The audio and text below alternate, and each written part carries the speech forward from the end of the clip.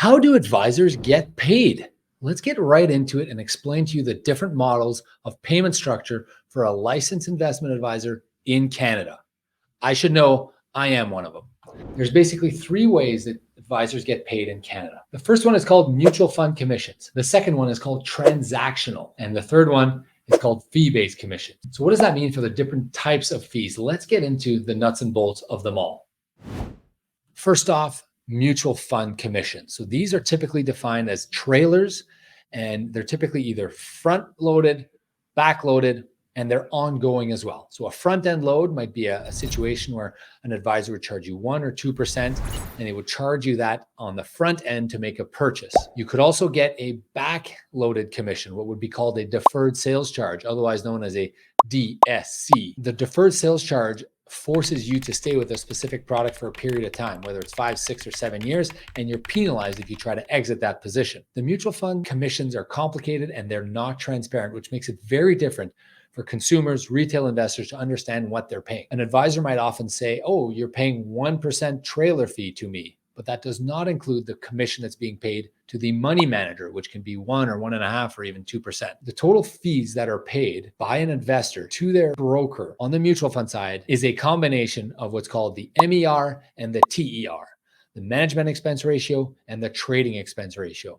These are very tough to find online, but if you could find that data, the MER is usually 2 to 2.5%. The trading expense ratio might be anywhere from 0 to 0.5%. You add those up together, that's what you're paying if you own a mutual fund.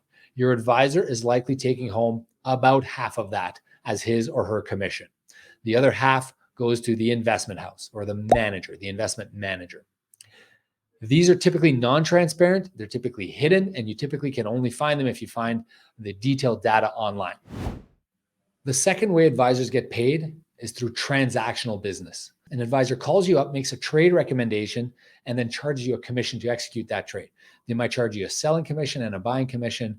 If you're swapping out a stock for a different stock, they might charge you on both. And typically these will run anywhere from 2% of the trade up to maybe a minimum of $200 to $300 for the minimum cost of executing a trade.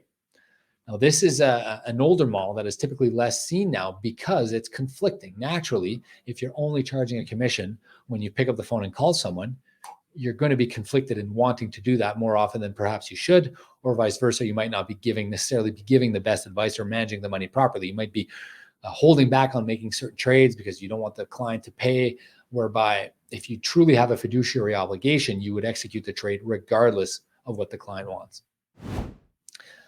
The third way that advisors work is through what's called a fee-based model. A fee-based model is where a percentage is charged to the client regardless how many trades are executed. Now, there are two types of fee-based models. The first being a traditional fee-based model, and the second being a discretionary model or a portfolio manager model. The difference really is that on the discretionary side, advisors must always act in the best interest of the client, and advisors cannot take a different type of pay other than the one that is explicitly described, determined, and shown to the client. On the fee-based side, you could get into a situation, and I have seen with my own eyes, advisors get into a situation where they charge a fee to manage the account, and then they also take a commission based on product that is being sold to that client. It can be in the form of a new issue commission or in the form of a trailer, but it's basically a situation where there's a fee charged, and then the advisor will also take other fees to compensate them for the work that they're doing. Now, I'm opposed to this. I think categorically it's not right. To me, it's not the way to operate, and that's why we don't operate that way. For us, we only operate in one way, and it's a discretionary model, meaning that at all times I must act in the best interest of clients. Period. End of discussion.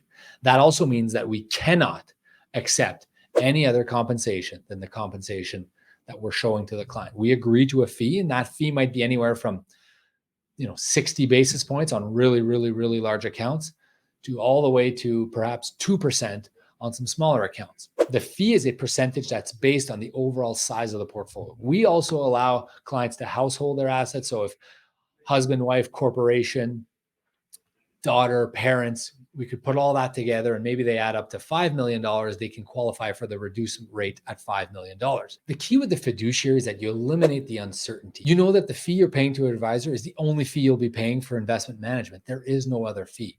So to me, that's the absolute golden standard. And it should be what every Canadian should strive for, is to be with a portfolio manager to protect themselves. Why would you not want to protect yourself? If you could have the highest duty of care that exists at law to protect your assets, your net worth, you're one of the most important things in your life, why wouldn't you want that?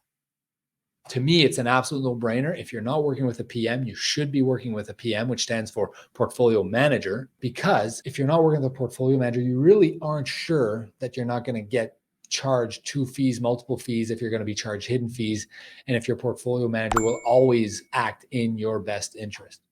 Now, why do we charge a fee? Let's get to that.